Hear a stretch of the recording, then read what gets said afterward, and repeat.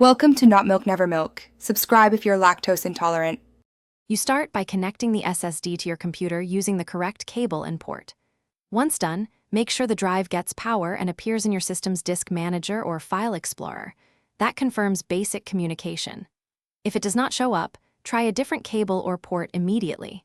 You want a stable link before formatting or copying.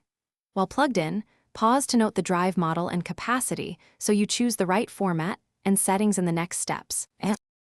You now format and configure the SSD for your intended use. First, pick a file system: XFAT for compatibility, NTFS or apps for native features.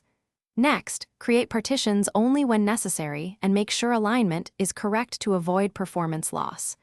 Once formatted, enable trim if your OS supports it to maintain long-term speed. You should also select an appropriate allocation unit size based on your typical. You finish by transferring your files and verifying integrity. Copy data in moderate batches rather than one huge job. For critical files, generate and compare checksums to ensure accuracy. Once the transfer completes, close all files and use your operating system's safe eject or unmount command before unplugging to prevent corruption. If problems occur, like the drive not appearing, try a different cable or port, test the SSD on another computer, and check for driver or firmware updates as the primary troubleshooting step.